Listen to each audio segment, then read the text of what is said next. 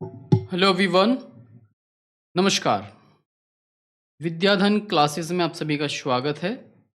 जैसा कि आप देख रहे हैं कि वर्तमान समय में हम आपको रेलवे शिक्षक भर्ती 2025 के लिए PRT, TGT, PGT professional ability का कंटेंट उपलब्ध करा रहे हैं। तो आपका कर्तव्य बनता है कि इसको अच्छी तरीके से कवर करें और उसके नोट्स बनाएँ। और ध्यान दीजिए कि ये प्रैक्टिस सेट आपको तभी काम देंगे जब आप अच्छी तरीके से पहले से आपने थ्योरी पढ़ी होगी। और थ्योरी नहीं पढ़ी है तो क्वेश्चंस को रटने से कुछ लाभ हो सकता है कुछ हद तक, पर पूर्णतः लाभ नहीं होता। ये बात आप अच्छी तरीके से समझ लीजिए। इसलिए प्रैक्टिस इम्पोर्टेंट है, पर प्रैक्टिस से पहले ये इम्पोर्टेंट है कि आपने उस सिलेबस को कितना गहराई के साथ पढ़ा है। सिलेबस आपके सामने होगा और सिलेबस मैंने अपने इस प्लेटफ़ॉर्म से उपलब्ध करा दिया है पहले ही आपको, और जिसके पास नहीं है, वो जो है हमारे एप्लीकेशन से डाउनलोड कर सकता है। ठीक है? तो ध्यान देना है कि हम इस समय प्रैक्टिस सेट नंबर 31 के बारे में बात कर रहे हैं। इसके पहले हम जो है आपको 30 प्रैक्टिस सेट उपलब्ध करा चुके हैं। उन 30 प्रैक्टिस सेट में से आपको ये ध्यान देना होगा कि आप बस उनको अच्छी तरीके से कवर करते चलिए, प्रैक्टिस आपकी अच्छी होती चली जाएगी। और ध्यान दीजिएगा, हमारे साथ ऐसे ही प्रैक्टिस करते रहने के लिए विद्याधन क्लासेस यूट्यूब चैनल को सब्सक्राइब कर लीजिएगा, बेल आइकन को प्रेस कर लीजिएगा। और अच्छी तरीके से कंटेंट को और अच्छा प्राप्त करना है आपको, थ्योरी क्लासेस चाहिए आपको, तो उसके लिए आप हमारे आप विद्याधन क्लासेस ऐप को डाउनलोड कर सकते हैं, जिसका लिंक मैंने नीचे डिस्क्रिप्शन में दे रखा है। चलिए शुरू करते हैं। आज का पहला क्वेश्चन आपके सामने है, सार्वभौमिक वयस्क मताधिकार, जिसे हम कहते हैं यूनिवर्सल एडल्ट फ्रेंचाइजीज की अवधारणा किसकी ओर एक कदम उदाहरण है।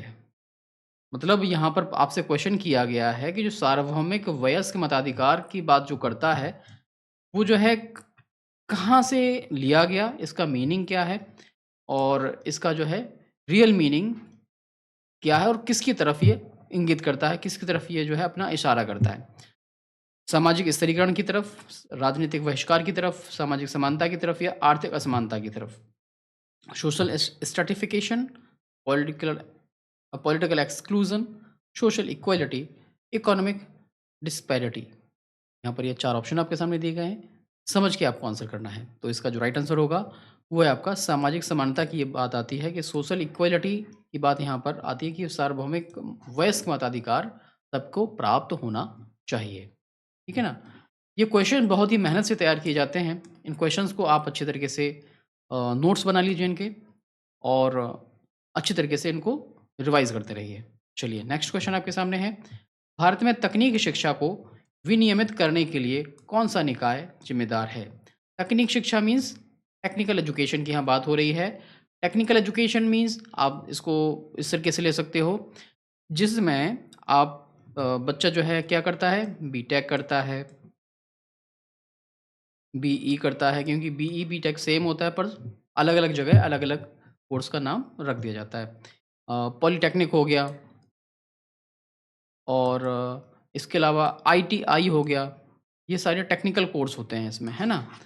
अब बात आती है, ये टेक्निकल एजुकेशन को कौन रेगुलेट करता है? कौन इसको विनियमित करता है? यूजीसी करता है, एआईसीटीई करता है, एनसीईआरटी करता है या सीबीएसई करता है? और यहाँ पे आपके कई क्वेश्चंस बन रहे हैं। पहला तो ये कि टेक्निकल एजुकेशन को विनियमित कौन करता है? तो आपको ये पता होना चाहिए। नहीं पता है तो इसका आंसर मैं भी आपको बता दूँगा। दूसरा, इन सब के फुल फॉर्म आपको पता होना चाहिए। फुल फॉर्म आपको पता होंगे, कभी-कभी फुल फॉर्म ही पूछ लिया जाता है। UGC, university grants commission, AICT all India council for technical education, NCERT national council for of educational research and training, और सीबीएसई का हो जाएगा central board of secondary education. इसका जो राइट आंसर है, वो है आपका एआईसीटीई। एआईसीटीई इसका राइट आंसर है, क्योंकि all India council of for technical education जो है, पूरे भारत की तकनीकी शिक्षा को विनियमित करता है, कंट्रोल्ड करता है, उसके लिए रिस्पॉन्सिबल होता है। ठीक है ना? चलिए नेक्स्ट क्वेश्चन की तरफ आगे बढ़ते हैं।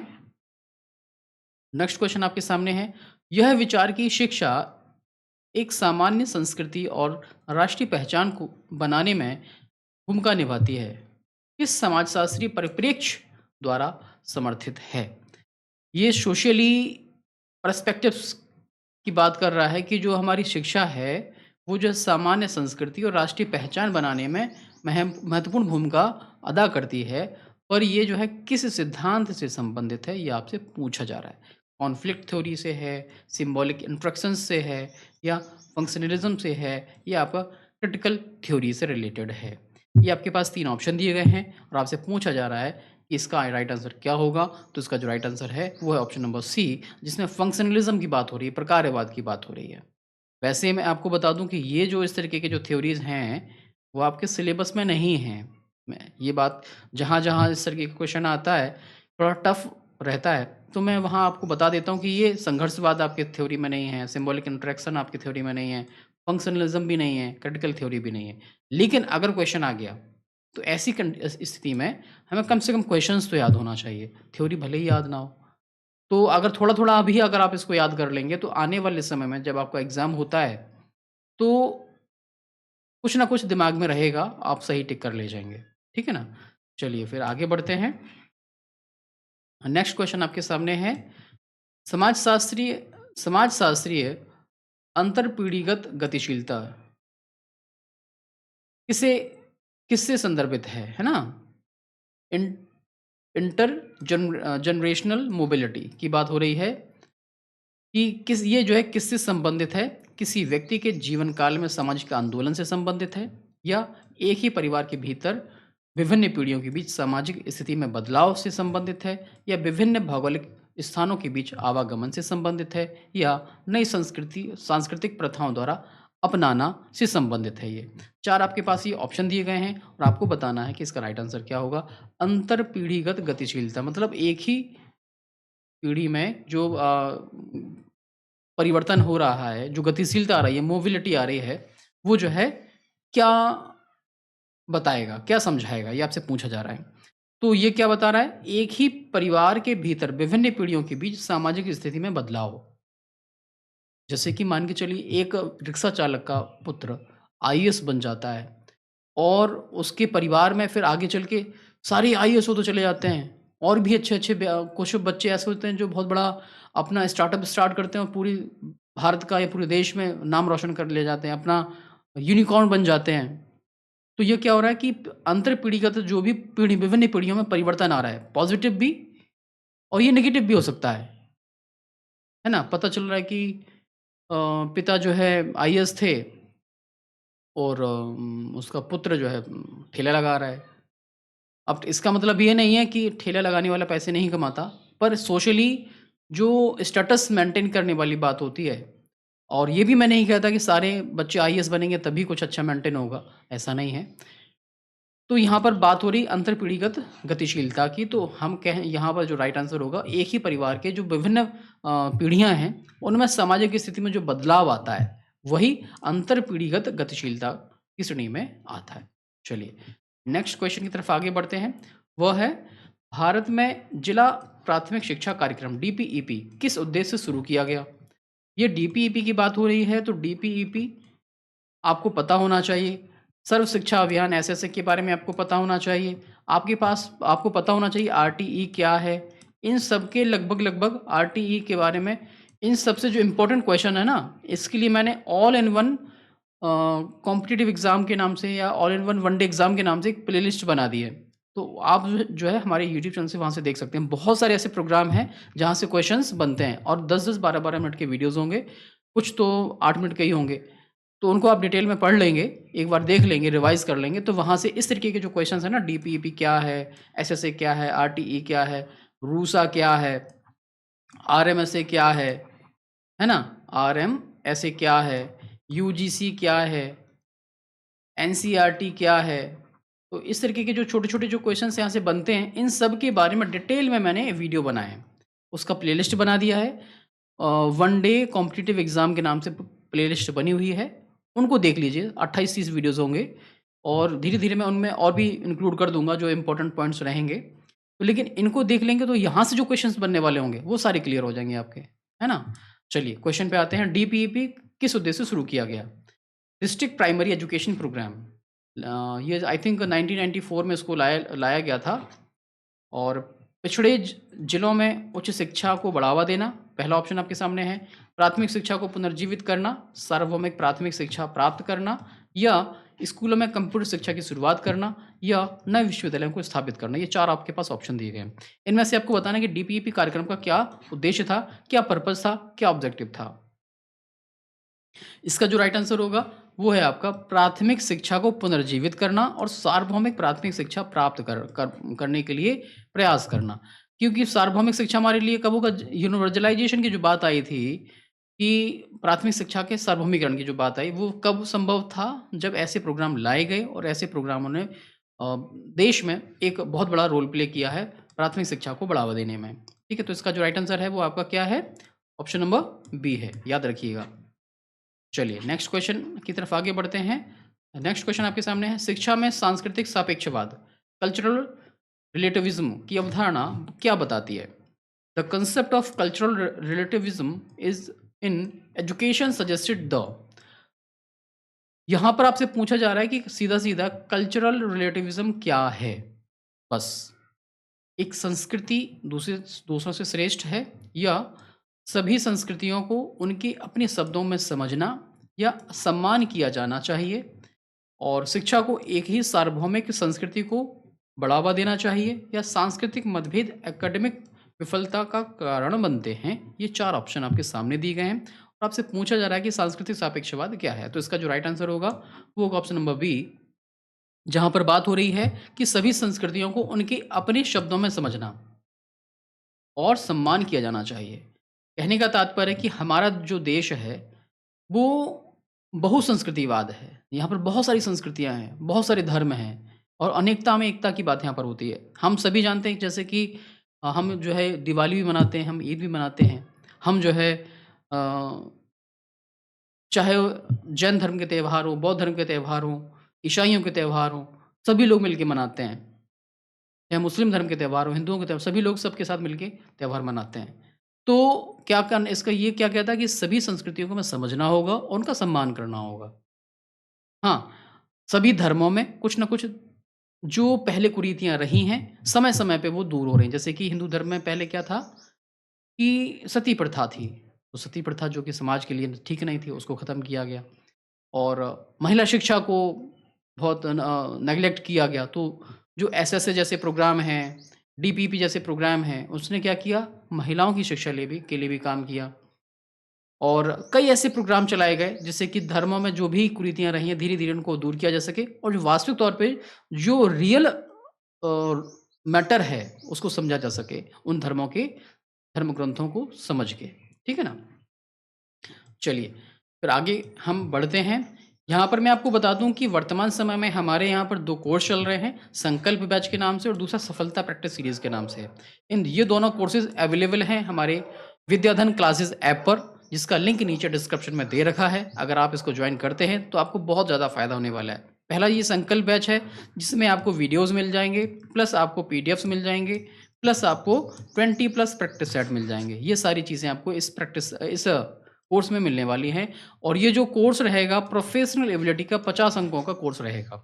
इसी तरीके से सफलता जो बैच है ये, इस बैच में प्रोफेशनल एबिलिटी से रिलेटेड 20 प्लस प्रैक्टिस सेट हम आपको उपलब्ध करा रहे हैं। अगर आप इसको ज्वाइन करते हैं तो आपने अभी तक जो स्टडी करी है, उस स्टडी से आप समझ पाएँगे कि आपने किस लेवल की स्टडी की है। पूरा ये जो प्रैक्टिस सीरीज़ रहने वाली है, वो सीबीटी मोड में रहने वाली है। एक बात और बता दूँ, ये जो वर्तमान समय में मैं आपको यहाँ जो प्रैक्टिस सेट उपलब्ध करा रहा हूँ, वो इनसे अलग हैं।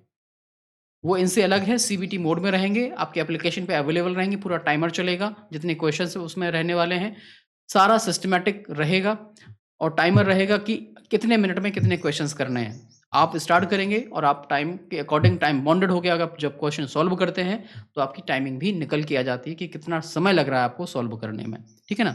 तो चलिए, इनको जॉइन जो करना चाहता है, वो नीचे डिस्क्रिप्शन में हमने जो है पहले से एप्लीकेशन का लिंक दे रखा है, वहाँ पे आप जाके हमारे विद्याधन क्लासेस ऐप को डाउनलोड कर सकते हैं या फिर गूगल प्ले स्टोर से भी आप डाउनलोड कर सकते हैं विद्याधन क्लासेस ऐप को टाइप करके। दूसरा, इन दोनों कोर्सेज से रिलेटेड कोई भी आपकी क्वेरी है, तो नीचे जो नंबर फ्लैश हो रहा है, उस नंबर पे आप कॉल कर सकते हैं। चलिए, नेक्स्ट क्वेश्चन हमारा है भारत में शिक्षा में समानता एक इक्विटी इन एजुकेशन को बढ़ावा देने के लिए निम्न में से कौन प्रमुख रणनीति है? आवश्यकता की परवाह किए बिना सभी स्कूलों को समान संसाधन प्रदान करना, वंचित समूहों के लिए सकारात्मक कार्रवाई और लक्षित हस्तक्षेपों को लागू करना, या सार्वजनिक स्कूली शिक्षा पर स्कूली शिक्षा को प्रोत्साहित करना, या सभी विविध संदर्भों में पाठ्यक्रम को मानकीकृत करना। ये आपके पास 4 ऑप्शन दिए गए हैं। इनमें से आपको बताना है कि इक्विटी इन एजुकेशन क्या है? इक्विटी इन एजुकेशन क्या है? तो आपको ये समझना होगा कि इक्विटी इन एजुकेशन, देखो 2 शब्द यहाँ पर वो इस्तेमाल किए जाते हैं। ये यहाँ पर अगर इक्विटी का मीनिंग है, तो यहाँ पर ये समता होना चाहिए, ठीक है ना? समता, याद रखिएगा। समता की वाली बात यहाँ पर हो रही है। एक होता है समता, दूसरा होता है समानता। इनको मीनिंग को अच्छे से समझना। समानता, ठीक है? एक होता है आपका इक्विटी, एक होता है इक्वलिटी, ठीक है? इक्वलिटी और इक्विटी में डिफरेंस क्या है? इक्वलिटी का मतलब जैसे कि मान के चलिए आपके 2 बच्चे हैं और दोनों बच्चों को आप समान व्यवहार कर रहे हैं, समान विद्यालय में पढ़ा रहे हैं, समान रूप से उनकी शिक्षा व्यवस्था, खान-पान और देखभाल सारी अच्छी तरीके से कर रहे हैं, वो समान रूप से हो रहा है। जैसे कि मान के चलिए दोनों बच्चों के लिए अगर आपने एक बच्चे के लिए कपड़े लिए, दूसरे के लिए भी ले लिए, है ना? ये समानता हो गई। आपने एक बच्चे के लिए अगर कुछ उनको स्नैक्स दिलाए, दूसरे को भी दिला दिए, या उसको जो चाहिए था उसको वो दिला दिया। अब यहाँ पर समता की बात करते हैं। एक यहाँ पर हम बात कर लेते हैं कि 2 बच्चे थे आपके, एक दो आपका बच्चा जो है 6 वर्ष का है, दूसरा बच्चा आपका 9 वर्ष का है। आप सब कुछ समान कर रहे थे उसके लिए। अब समता की बात आती है तो समता क्या कहता है कि जो बच्चा जैसा है उसके अकॉर्डिंग उसको संसाधन उपलब्ध कराना। 6 साल का बच्चा है ना? आप उसको जो है कहो कि भई आप जो है 6 किलोमीटर दौड़ जाओ, क्योंकि आपका 9 साल का बच्चा, 9 साल का भाई भी दौड़ता है, तो ये इक्विटी नहीं है ना? आपने इसको जो है स्नैक्स दिलाए थे, पर इसको स्नैक्स पसंद नहीं है 9 साल के बच्चे को, तो इसको जो इसे पसंद है आप वो दिलाओगे उसको। दूसरा, आप ऐसे भी कह सकते हो कि 4 बच्चे हैं, आपके पास 4 रोटियाँ हैं, चारों को आपने समान दे दी। ये 4 बच्चे जो हैं, एक 2 साल का है, एक 4 साल का है, एक 6 साल का है, एक 8 साल का है। जो आपने 4 रोटियाँ थी आपके पास, इसकी भूख हो सकता है 1 रोटी में पूरी हो जाए। लेकिन इसकी भी क्या 1 रोटी में पूरी होगी? क्या 1 रोटी में इसकी भी पूरी हो जाएगी भूख? क्या 1 रोटी में इसकी भी पूरी हो जाएगी? नहीं होगी। आवश्यकता के अनुरूप हमें भोजन की व्यवस्था करना होगा। उनकी इकोनॉमिक कंडीशन भी देखना होगा। जो बच्चे वहाँ पढ़ने आ रहे हैं, जो क्योंकि होता क्या, आरक्षण की व्यवस्था क्यों की गई थी? आरक्षण की व्यवस्था इसलिए की गई थी, जो पहले से समृद्ध परिवार से बच्चे हैं, उनके पास सारे संसाधन उपलब्ध हैं, वो बड़े आसानी से पढ़ सकते हैं। तो गवर्नमेंट ने क्या किया कि थोड़ा-सा हम प्रयास करेंगे, थोड़ा बच्चा प्रयास करेगा, आगे बढ़ सकता है। ये समता की बात आ जाती है यहाँ पर, ठीक है ना? चलिए फिर आगे बढ़ते, यहाँ पर क्वेश्चन का आंसर ले लेते हैं कि समता को बढ़ावा देने के लिए कौन प्रमुख रणनीति है? तो इसका जो राइट आंसर है वो है आपका वंचित समूहों के लिए सकारात्मक कार्रवाई और लक्षित हस्तक्षेपों को लागू करना। जो ज़रूरी चीज़ें हैं उनको लागू करेंगे और पॉजिटिव हमारा जो अफ़र्मेशन होना चाहिए, एक्शन होना चाहिए, वो हम आगे बढ़ाएँगे उसको। ठीक है ना? इसका राइट आंसर है ऑप्शन नंबर बी। चलिए नेक्स्ट क्वेश्चन की तरफ आगे बढ़ते हैं। क्वेश्चन नंबर 8 है आपके सामने। भारत में 10+2+3 शिक्षा पद्धति की सिफारिश किस आयोग ने की थी? ये क्वेश्चन हमें लगता है रिपीट हुआ है, पहले भी क्वेश्चन कई बार आ चुका है और ये इंपॉर्टेंट क्वेश्चन है, याद रखिएगा। 10+2+3 की शिक्षा जो संरचना किसने स्वीकार की थी? राधाकृष्णन आयोग ने, कोठारी कमीशन ने, मुदालियर ने, या नेशनल नॉलेज कमीशन जिसे हम एनकेसी भी कहते हैं। एनकेसी हो गया और कई चीज़ें हैं, ये आपके सिलेबस में भी दिया हुआ है जहाँ तक मुझे याद है, और ये कंटेंट मैंने अपने पेड बैच में भी इसके बारे में बताया है, इन सब के बारे में बताया है बेसिकली। चलिए फिर आपको बता देना है कि 10+2+3 की शिक्षा संरचना किसने दी थी? तो इसका जो राइट आंसर होगा वो है आपका कोठारी कमीशन। कोठारी कमीशन के द्वारा 10+2+3 की शिक्षा संरचना को स्वीकार किया गया था। चलिए आगे बढ़ते हैं। बुनियादी शिक्षा, जिसे नई तालीम भी कहते हैं या बेसिक एजुकेशन भी कहते हैं, ये अवधारणा का प्रतिपादन किसके द्वारा किया गया? स्वामी विवेकानंद के द्वारा, महात्मा गांधी के द्वारा, रवींद्रनाथ टैगोर के द्वारा या अरविंदो के द्वारा। जो 1937 1937 में महात्मा गांधी के विचार जो थे, गांधी जी के जो विचार थे, वो चाहते थे कि भारत में एक ऐसी शिक्षा व्यवस्था हो, जिससे कि बच्चा अपने बल पे खड़ा हो सके। अपना एक, क्योंकि उस समय की आवश्यकता क्या थी 1937 में? अशिक्षा का बहुत ज़्यादा प्रभाव था। लोग गरीबी से परेशान थे और एक तरीके से रोज़गार के संसाधन नहीं थे। तो वो चाहते थे कि ऐसी शिक्षा की व्यवस्था की जाए, जो भारत में लोगों को जागरूक बना सके, सशक्त बना सके और रोज़गार उन्मुख शिक्षा हो। तो वो लेकर आए बुनियादी शिक्षा, नई तालीम शिक्षा। उनका ये प्रत्यय लेकर आए कि बुनियादी शिक्षा होनी चाहिए, कि बच्चे को हम स्कूल लेवल पे ही उसको जो है क्राफ्ट से रिलेटेड चीज़ें सिखाएँ। आर्ट एंड क्राफ्ट का उसे को कोर्स कराएँ। हम बच्चों को वहीं पर जो है कुछ ना कुछ बनाना सिखाएँ। वो जो है मिट्टी की मूर्ति बनाना सीख सकता है, वो बुक्स बनाना सीख सकता है। बुक्स मीन्स बुक्स बाइंडिंग करना सीख सकता है। और जो रॉ मटेरियल कहाँ से आएगा? वो एक तरीके से संसाधन जहाँ से उपलब्ध होने चाहिए, उसका एक उन्होंने प्रॉपर सोर्स के बारे में बताया कि यहाँ से आएगा। और जो रॉ मटेरियल एक बार तो आ गया, फिर इसके बाद जब बच्चा सीख जाएगा वहीं के वहीं, तो उस प्रोडक्ट को कौन खरीदेगा? जो आस-पास के लोग खरीदेंगे। और उस प्रोडक्ट से जो पैसा आएगा, वो विद्यालयों के रख-रखाव में, विद्यालयों के जो शिक्षक हैं, उनके वेतन के लिए जो है पूरा हो सकेगा।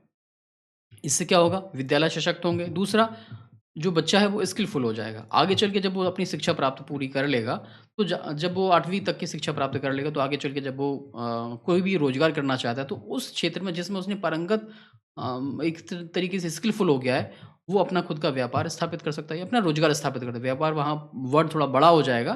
शुरुआत में वो रोज़गार स्थापित करने की बात वो करते थे। ठीक है ना? तो ये बात नई तालीम एजुकेशन में आ जाता है, महात्मा गांधी इसका राइट आंसर होगा। चलिए, आगे बढ़ते हैं। भारत में शिक्षा का अधिकार अधिनियम आरटीई जिसे कहते हैं, किस वर्ष लागू किया गया? 2005 में, 8 में, 10 में या 2012 में? ये आपके पास 4 ऑप्शन दिए गए हैं और आपसे पूछा जा रहा है कि इसका जो राइट आंसर क्या होगा? ये इसका जो राइट आंसर होगा, वो है आपका ऑप्शन नंबर सी, 2010 में इसको लाया गया था। ठीक है? चलिए आगे बढ़ते हैं। आरटीई के बारे में मैंने उस प्लेलिस्ट में दिया हुआ है कि आरटीई क्या है, वहाँ से आप इसको देख सकते हैं। चलिए, भारतीय संविधान का कौन-सा अनुच्छेद 2014 तक के बच्चों के लिए मुफ्त और अनिवार्य शिक्षा की बात करता है? यहाँ पर इम्पोर्टेंट है, very, very, very important questions है ये। चलिए फिर यहाँ पर बात करते हैं, आर्टिकल 21 है, आर्टिकल 45 है, आर्टिकल 30 है या आर्टिकल 19 है। 6 से 14 वर्ष तक के बालकों की यहाँ पर बात हो रही है। जो बच्चे जिनका आयु वर्ग 6 से 14 वर्ष है, उनके लिए फ्री एंड कंपल्सरी एजुकेशन की यहाँ पर बात हो रही है। कौन-सा एक्ट जो है भारतीय संविधान में रखा गया है, जो कि 6 से 14 वर्ष तक के बच्चों के लिए फ्री एंड कंपल्सरी एजुकेशन की बात करता है? यहाँ पर जो राइट आंसर होगा, वो है आपका option number A, article 21। Article 21 में बताया गया है कि भारत में जितने भी बच्चे होंगे, उनको 6 से 14 वर्ष तक के बच्चों के लिए फ्री एंड कंपल्सरी एजुकेशन की व्यवस्था भारत सरकार करती है। ठीक है ना? यहाँ पर नेक्स्ट क्वेश्चन आपके सामने यहीं पर दिया हुआ है। राष्ट्रीय शिक्षा नीति एनपीई या एनपीई लिखा हुआ है, इसको एनईपी भी बोलते हैं, ठीक है ना? नेशनल एजुकेशन ऑफ पॉलिसी या पॉलिसी ऑफ एजुकेशन किस वर्ष तैयार की गई? 1968, 86, 1992 और 2005 या 2005? ये आपके पास 4 ऑप्शन दिए गए हैं। सबसे पहले जो शिक्षा नीति आई थी, सबसे पहले भारत सरकार में, क्योंकि हमारा देश 1947 में स्वतंत्र हुआ, 47 में स्वतंत्र हुआ। इसके बाद जो व्यवस्थाएँ जैसी चल रही थी, वैसी चलती रहीं। फिर एक विश्वविद्यालय आयोग आया 1948 में। उसने विश्वविद्यालय की शिक्षा में सुधार किया। धीरे-धीरे, धीरे-धीरे करके आप ये मान के चलिए 1968 में पहुँचे। वहाँ पर इसके पहले यहाँ से और भी जो आयोग आए थे, उन वहाँ से माँग स्टार्ट हो गई थी कि भारत की एक ऐसी शिक्षा नीति हो, जो खुद की शिक्षा नीति हो और भारत में शिक्षा की व्यवस्था करे। क्योंकि इसके पहले जो शिक्षा नीति चली आ रही थी, वो अंग्रेज़ी सरकार की, और जो कंपनियाँ यहाँ पर आई थीं, ईस्ट इंडिया कंपनी, उसकी रेगुलेटरी में सारी जो शिक्षा नीति थी वो चली आ रही थी। लेकिन भारत में जो शिक्षा नीति तैयार की गई, वो 1968 में पहली, इसके बाद दूसरी 1986 में, फिर इसमें 1992 में इसमें एक परिवर्तन हुआ। ठीक है ना? तो इसी में परिवर्तन के फलस्वरूप ये 1986 1992 कहलाती है, तीसरे नंबर पे। लेकिन वो तीसरे नंबर की शिक्षा नीति नहीं कहलाती है। बेसिकली अभी जो तीसरे नंबर पे जो आई है, वो आई है 2020 2020 में। पहले 1968, फिर 86, फिर 2020।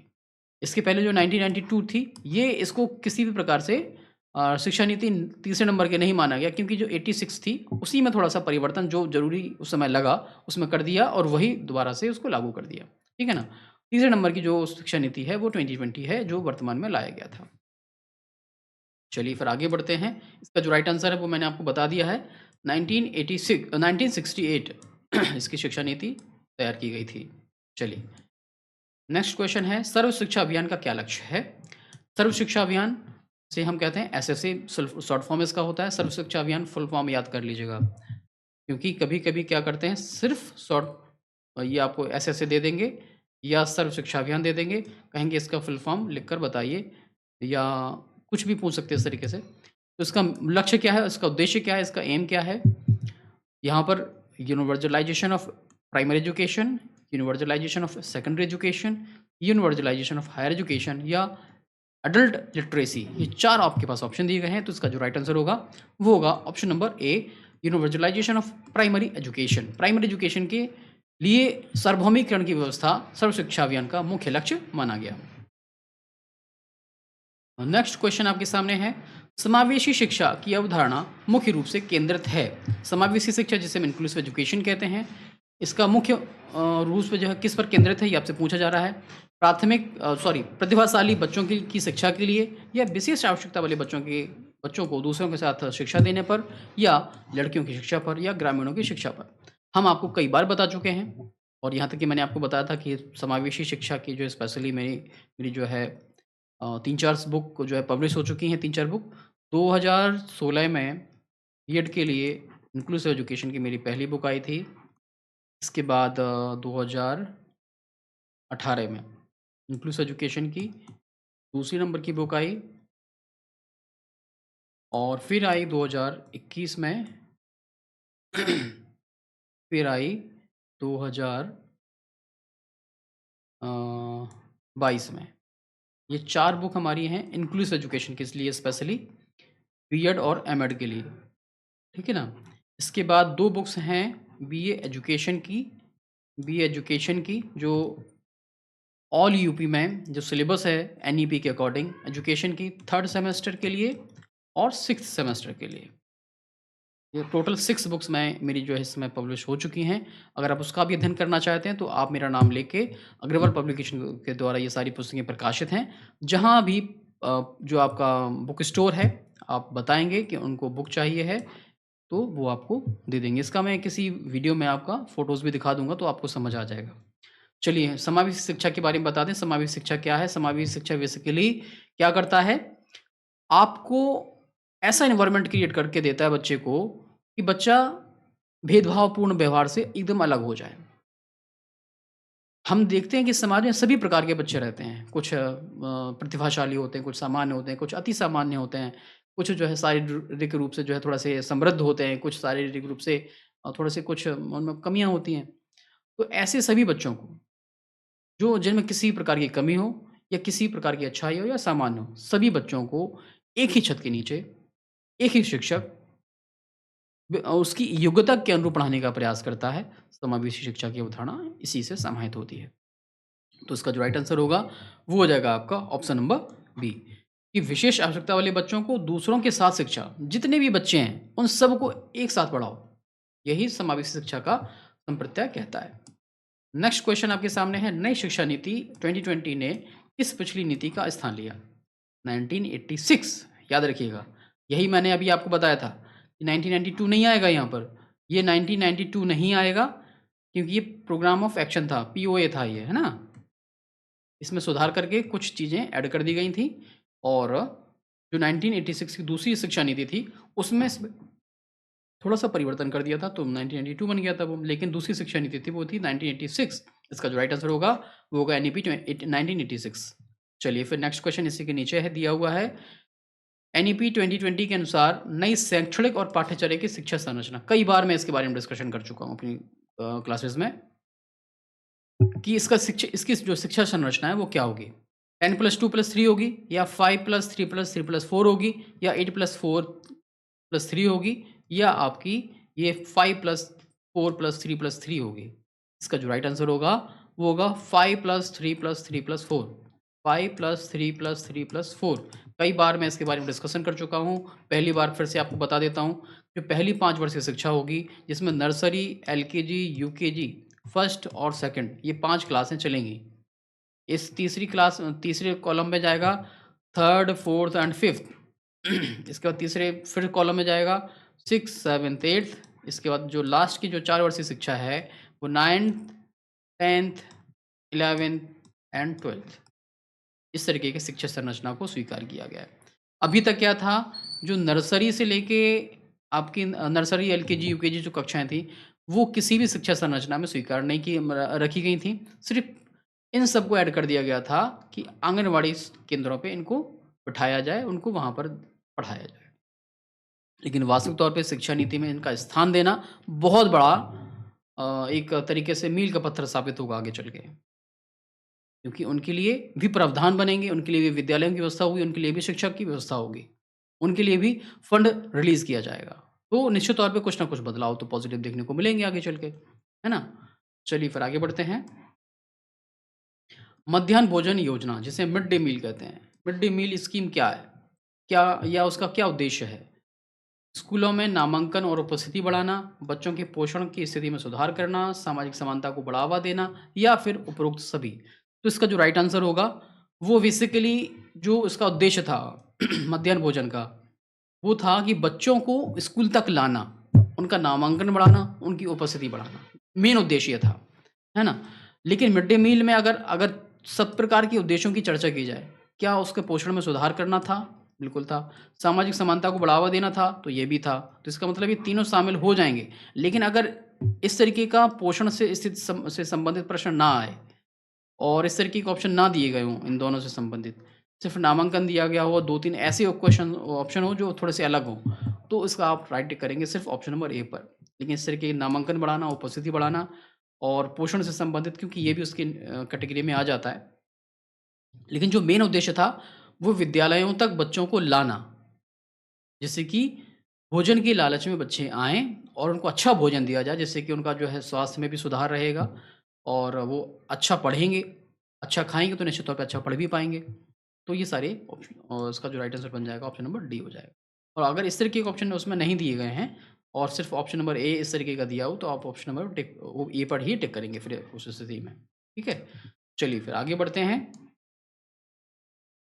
भारत में शिक्षक शिक्षा के लिए मुख्य रूप से भारत में शिक्षक शिक्षा के लिए मुख्य रूप से कौन-सा संगठन ज़िम्मेदार है? शिक्षक शिक्षा की बात हो रही है, टीचर एजुकेशन की यहाँ पर बात हो रही है। यूजीसी होगा, एआईसीटीई होगा, एनसीटीई हो गया होगा या एनसीईआरटी होगा। तो इसका जो शिक्षक शिक्षा से जो संबंधित है, वो है आपका NCTE, national council of teacher education, ठीक है ना? एनसीईआरटी के बारे में आपको बता चुका हूँ, एआईसीटी के बारे में बता चुका हूँ और यूजीसी के बारे में बता चुका हूँ। एनसीटी के बारे में जहाँ तक मुझे याद है, वो जो मेरा प्लेलिस्ट है उसमें ये दिया हुआ है, तो वहाँ से आप इसको डिटेल में पढ़ सकते हैं, ठीक है ना? चलिए नेक्स्ट क्वेश्चन आपके सामने है, इसका जो राइट आंसर है वो है option number C, NCTE. Next question आपके सामने है यहाँ पर, जीवन सीखने की अवधारणा पर जोर, लाइफ लॉन्ग लर्निंग का जो कंसेप्ट है, क्या है? Learning only during childhood, learning through out one's life, learning only in formal institutions, learning only for professional development। 4 option आपके सामने हैं। आपसे पूछा जा रहा है कि लाइफ लॉन्ग लर्निंग का मीनिंग क्या होगा? बताइए। आंसर करिए आप लोग नीचे कमेंट बॉक्स में। मैं देख रहा हूँ कि आप लोग हमारे वीडियोज़ को देख लेते हैं, पर कमेंट नहीं करते हैं।